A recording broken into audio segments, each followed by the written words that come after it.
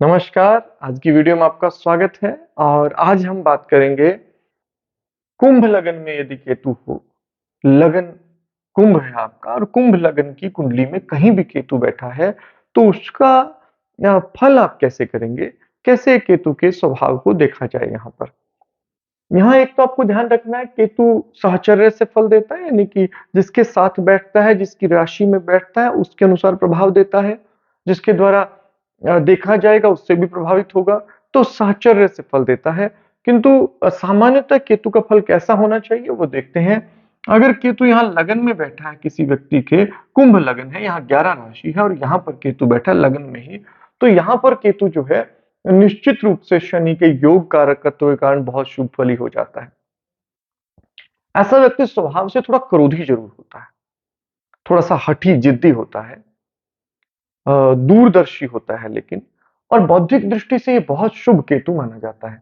यहाँ पर केतु के बैठने से जहाँ एजुकेशन अच्छी होती है, व्यक्तित्व अच्छा होता है, प्रभाव बहुत अच्छा रहता है, व्यक्तित्व भी अच्छा होता है, लेकिन केतु की जब भी दशा-अंतर्दशा आएगी, मैरिड लाइफ के लिए यहाँ बहुत अच्छा नहीं रहता है केतु।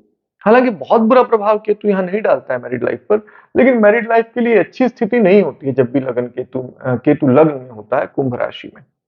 इसकी नवम दृष्टि यहाँ देखेंगे तो भाग्य के लिए बहुत अच्छी होती है, पिता के साथ संबंध अच्छे होते हैं, थोड़ा-सा धार्मिक भी ऐसा व्यक्ति होता है, लेकिन गुप्त विद्याओं में ऐसे व्यक्ति की रुचि बहुत होती है। ज्योतिष में, तंत्र में या हस्तरेखाओं में या ऐसी विद्याएँ जो गूढ़ हैं, जिन्हें समझना थोड़ा-सा मुश्किल है, जटिल विद्याएँ जो हैं, उनमें रुचि बहुत होती है। तकनीकी में ऐसे व्यक्ति की रुचि बहुत होती है, टेक्नोलॉजी में बहुत रुचि होती है ऐसे व्यक्ति की। तो टेक्नीशियन भी अच्छे होते हैं यदि केतु यहाँ बैठा है तो। अगर केतु किसी व्यक्ति के दूसरे भाव में बैठा है और गुरु बहुत अच्छी स्थिति में हो, तो यह केतु धन के लिए थोड़ा अच्छा माना जाता है। किंतु अगर गुरु सामान्यतः अच्छी स्थिति में ना हो, तो यहाँ पर केतु बैठना नेत्रों के लिए, वाणी के लिए और कुटुंब के लिए सुख के कारक नहीं माना जाता। अशुभता रहती है। गुरु बहुत कारक स्थिति में हो, बहुत अच्छी स्थिति में हो, तो जब भी दशांतरदशा केतु की आएगी, धन में तो थोड़ी-सी वृद्धि होगी, किंतु कुटुंब में परेशानी फिर भी दिखाई देने में आएगी, तो यहाँ केतु शुभ नहीं होता।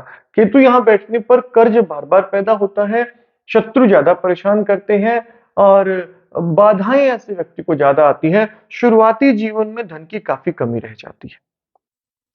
अगर यहाँ पर केतु बैठा है केतु तृतीय भाव में है, तीसरे भाव में बैठकर केतु यहाँ कभी शुभ फल नहीं देगा और यहाँ पर अगर केतु बैठा हो, एक तो भाई-बहनों के साथ संबंध में कमी होगी। ऐसा व्यक्ति साहसी होगा, किंतु अति परिश्रमी होगा, बहुत ज़्यादा परिश्रम करना पड़ेगा। आसानी से सफलता नहीं मिलती। अति परिश्रम के बाद भी संघर्ष रहता है। ऐसे व्यक्ति के साथ एक और समस्या रहती है कि साहस अंदर बहुत अच्छा होता है, किंतु फिर भी सफलता उतने लेवल की नहीं रहती है। यहाँ पर अगर देखें तो दशा-अंतर्दशा की बात कर रहा हूँ, जब केतु की दशा-अंतर्दशा होगी, वैवाहिक जीवन को बहुत परेशान करेगी दशा-अंतर्दशा, बहुत ज़्यादा अशुभता केतु ले आएगा वैवाहिक जीवन में जब दशा-अंतर्दशा आएगी, पत्नी के साथ संबंध, साझेदारी टूटने लगेंगी और साथ-साथ ऐसे व्यक्ति को जो दैनिक इनकम होती है, वो बहुत तेज़ी से प्रभावित होती है। धर्म के लिए, पिता के लिए, भाग्य के लिए कमज़ोर रहेगी ये दशांतरदशा और साथ-साथ जो है बड़े भाई-बहनों के साथ भी संबंधों को खराब करेगा, छोटी भाई-बहनों के साथ भी संबंध अच्छे नहीं रहने देगा। अगर केतु चौथे भाव में है, चौथे भाव में केतु गुरु के योग कारकत्व के कारण, शुक्र के योग कारकत्व के कारण अच्छा हो जाएगा। अगर शुक्र अच्छा है कुंडली में तो यहाँ अच्छा फल देगा। कुछ लोग वृषभ को केतु की नीच राशि भी मानते हैं, लेकिन मैं ऐसा व्यक्तिगत रूप से मानता हूँ कि केतु की कोई विशिष्ट नीच राशि नहीं है। केतु की कोई ऐसी राशि नहीं है जिसमें केतु अशुभ फल ही दे, ऐसा देखा नहीं गया। तो केतु यहाँ आमतौर पर शुभ फल देता है जब भी दशा-अंतर्दशा आती है। ये अगर शुक्र अच्छी स्थिति में हो तो भूमि, वाहन, मकान, माता के लिए शुभ रहेगा। किंतु अगर शुक्र अशुभ स्थिति में हुआ तो पैतृक संपत्ति दशांतरदशा में घटने लगेगी और बहुत ज़्यादा परेशानी आपको, मानसिक परेशानी, अशांति बहुत होगी केतु की दशा में।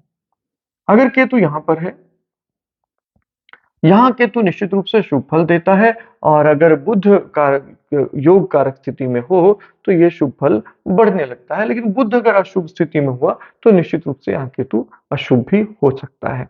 तो केतु यहाँ अगर हो और बुध शुभ स्थिति में हो, तो यहाँ पर केतु बैठकर शिक्षा के लिए अच्छा हो जाएगा, संतान के लिए अच्छा हो जाएगा, भाग्य के लिए अच्छा हो जाएगा, पिता के साथ संबंध अच्छे करेगा, बड़े भाई-बहनों के साथ संबंध अच्छे करेगा, स्वास्थ्य के लिए, सुख के लिए वृद्धि करने वाला केतु यहाँ पर होगा। अगर केतु आपका छठे भाव में है यहाँ पर, छठे भाव में केतु कभी भी शुभ फल नहीं देता है और चंद्रमा जितना अशुभ होता जाएगा, इसकी अशुभता उतनी अधिक बढ़ती चली जाएगी। तो केतु यहाँ पर बैठकर जहाँ कर्ज बहुत बढ़ाता है, दशांतरदशा में सदैव कर्ज बना रहता है, खर्च बहुत अधिक रहता है, शत्रु अनावश्यक रूप से बढ़ने लगते हैं, भाग्य में बहुत भारी अड़चनें पैदा करता है अपनी दशांतरदशा में। केतु यहाँ से पंचम दृष्टि रखता है काम पर, जैसे ही दशांतरदशा शुरू होगी काम को डिस्टर्ब कर देगा और सातवीं दृष्टि इसकी होगी खर्च के स्थान पर खर्च बहुत बढ़ जाएगा और साथ-साथ जो है इसकी नवम दृष्टि जो है वो धन पर भी होगी, संग्रहित धन का भी नाश करने लगेगा। तो आपको कर्ज बढ़ेगा, जो संग्रहित धन है वो नष्ट हो जाएगा, फिर कर्ज पैदा होगा, शत्रुओं की परेशानी होगी, रोग, दरिद्रता बढ़ने लगती है दशांतरदशा में। यदि केतु सप्तम भाव में हो यहाँ पर केतु कभी भी बहुत शुभ फल नहीं देता है। यहाँ पर केतु बैठकर जहाँ मारक प्रभाव ले आता है, वहीं साथ-साथ केतु वैवाहिक जीवन को लगभग नष्ट कर देता है। साझेदारी कभी चलने नहीं देता। जब भी दशांतर दशा आती है, साझेदारी को नष्ट करता है, साझेदारी से हानि होती है, डेली बेसिस की इनकम को बहुत परेशान करता है, वैवाहिक जीवन को खराब करता है, पत्नी में रोगों से भर देगा जब दशांतर दशा आएगी। तो बहुत अधिक रोग पत्नी को आने लगते हैं, बार-बार एक के बाद एक परेशानी आने लगती है, स्वयं को भी रोग में वृद्धि होती है। क्रोध बढ़ जाता है, स्वभाव अच्छा नहीं रहता है, जिस कारण से शत्रुओं की संख्या भी बढ़ने लगती है। आपके अपने निजी लोगों के साथ संबंध भी खराब होने लगते हैं। भाई-बहन बड़े या छोटे हों, उनके साथ संबंध को केतु खराब करने लगता है। इसके लिए वो आपके स्वभाव में बदलाव ले आता है। साथ ही साथ सप्तम दृष्टि स्वास्थ्य के लिए भी अच्छी नहीं होती। अपने स्वास्थ्य के लिए, पत्नी के स्वास्थ्य के लिए, भाई-बहनों के लिए ये दशा निश्चित रूप से अशुभ जाएगी। अगर केतु यहाँ पर है अष्टम भाव में, अष्टम भाव में केतु कभी भी शुभ फल नहीं देगा और अष्टमेश का गुण ले लेगा, तो जैसे ही दशांतर दशा आएगी, संघर्ष बढ़ेगा, बाधाएं बढ़ेंगी, हर छोटे बड़े काम में ऑब्स्टेकल्स आने लगेंगे, संघर्ष बहुत रहने लगेगा, संघर्ष बढ़ जाएगा, साथ साथ रोग आने लगेंगे, पेट के निचले हिस्से में रोग अधिक होंगे, जननांग संबंधित रोग, गुदा संबंधित रोग में बहुत बढ़ोतरी हो जाएगी। साथ ही साथ यहाँ से इसकी पंचम दृष्टि जो है द्वादश भाव पर पड़ेगी, तो खर्च को बेतहाशा तरीके से बढ़ा देगा। एक आंतरिक बेचैनी, अस्थिरता, मानसिक तनाव पैदा करेगा। धन को कमी करने लगेगा, संग्रहित धन का नाश होने लगेगा और मन को दृष्टि देख रहा है सीधी, नवम दृष्टि इसकी मन पर है, तो मन को अशांत कर देगा। माता का स्वास्थ्य खराब होगा, भूमि, वाहन, मकान आदि के सुख में कमी आने लगेगी, पैतृक संपत्ति में कमी आने लगेगी। तो इस तरह से केतु यहाँ अशुभ फल देने वाला माना जाता है। अगर केतु यहाँ पर हो नवम भाव में, नवम भाव का केतु अगर शुक्र अच्छी स्थिति में हो तो बहुत ही शुभ फली होता है। यहाँ पर बैठकर केतु जहाँ भाग्य में वृद्धि करता है, धर्म में रुचि को बढ़ाता है, वहीं पिता के साथ संबंध को अच्छा करता है, भाग्योन्नति वाला केतु होता है। अगर ये केतु की दशा आपको 35 से 42 वर्षों के बीच आती है, तो ये विशिष्ट उन्नति करने वाली दशा मानी जाती है। तो यह केतु यहाँ शुभ हो जाता है, साथ ही साथ इसकी दृष्टि पड़ती है लग्न पर, पूर्ण दृष्टि पड़ती है, तो यहाँ पर इसको देखेंगे तो ये व्यक्तित्व को निखार देगा। उस समय में आपके स्वभाव में इस तरह के पॉजिटिव बदलाव करेगा कि लोगों के साथ आपके संबंध बहुत अच्छे रहने लगेंगे, लोग आपसे प्रभावित होने लगेंगे और आपसे जुड़ने लगेंगे। और साथ-साथ आपके छोटे भाई-बहनों के साथ संबंध आपके अच्छे हो जाएँगे, आप साहस को ठीक तरीके से दिखा पाएँगे, परिश्रम सामान्य होगा लेकिन उससे लाभ ज़्यादा होने लगेगा और संतान के साथ, शिक्षा के साथ बढ़ने लगेगी। लेकिन रहस्यवादी भी ऐसा व्यक्ति हो जाता है, वो अपनी चीज़ों को छुपाने में अच्छा होता है इस समय में और साथ-साथ ये भी होता है कि उसमें ज्ञान, गूढ़ विद्याएँ जो हैं, वो बहुत अच्छे से आ जाती हैं। तो गूढ़ विद्याओं की समझ विकसित होने लगती है ऐसी दशा में, पेचीदा चीज़ों को आप समझने लगते हैं ऐसी दशा में। अगर केतु दशम भाव में है, अब यहाँ पर केतु जो है, अगर मंगल बहुत योग कारक स्थिति में हो, शुभ हो, तो दशा ठीक रहेगी, अन्यथा यहाँ दशा बहुत अच्छी नहीं रहती है। तो अगर मंगल योग कारक स्थिति में हो तो काम के लिए अच्छी जाएगी दशा, किंतु अन्य प्रकार से ये मान के चलते हैं कि यहाँ केतु की दशा बहुत शुभ नहीं जाएगी, तो काम में काफ़ी परेशानियाँ पैदा करेगा दशांतर दशा में अगर मंगल बहुत शुभ स्थिति में नहीं हुआ तो। अगर केतु आपका 11वें भाव में हो, यहाँ केतु शुभ फल नहीं देगा। यहाँ केतु की दशांतर दशा आने पर जहाँ भाई-बहनों के साथ संबंध को खराब करेगा, शिक्षा को थोड़ा परेशान करेगा।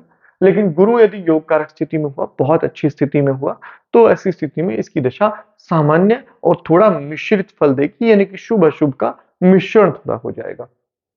हालाँकि यहाँ पर केतु का बैठना जब भी दशांतर दशा आती है, भाई-बहनों के साथ संबंध की दृष्टि से अच्छा नहीं माना जाता।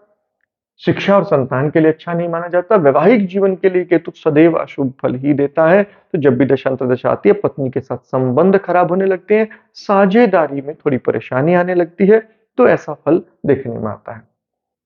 यदि केतु आपका 12वें भाव में हो, अब यहाँ पर केतु जो है, वो सदैव अशुभ फल देने वाला माना जाता है। केवल क्योंकि ये विदेश की स्थिति में है और शनि बहुत शुभ स्थिति में हो तो दशा अंतर्दशा आने पर विदेश में सेटलमेंट में हेल्प करेगा। लेकिन अगर विदेश के पक्ष को छोड़ दें तो दशा अंतर्दशा में खर्च बढ़ता है, दशा अंतर्दशा में रोग बढ़ते हैं। इसकी पंचम दृष्टि माता, वाहन, भूमि, मकान, सुख संबंधित परेशानियां पैदा होती हैं, मन में अशांति पैदा कर देता है। ऐसा व्यक्ति अरुचि संसार से पैदा होने लगती है, तो फिर वो अध्यात्म की ओर मुड़ जाता है। तो अध्यात्म की दृष्टि से केतु की दशाएँ थोड़ी-सी ठीक रह सकती है, अगर शनि कुंडली में बहुत खराब ना हो तो। यहाँ पर केतु जो है वो छठे स्थान पर भी दृष्टि रखता है, शत्रु, कर्ज, ऋण, दरिद्रता बढ़ जाती है। सांसारिकता से मोह भंग होने लगता है और बहुत ज़्यादा बाधाएँ जीवन में ऐसा व्यक्ति देखता है। तो यहाँ दशांतर दशा केतु की शुभ नहीं मानी जाती। ये आज हमने बात की कुंभ लगन में केतु की। अगली वीडियो में अगली लगन पर बात करेंगे, तब तक आपका दिन शुभ हो। धन्यवाद।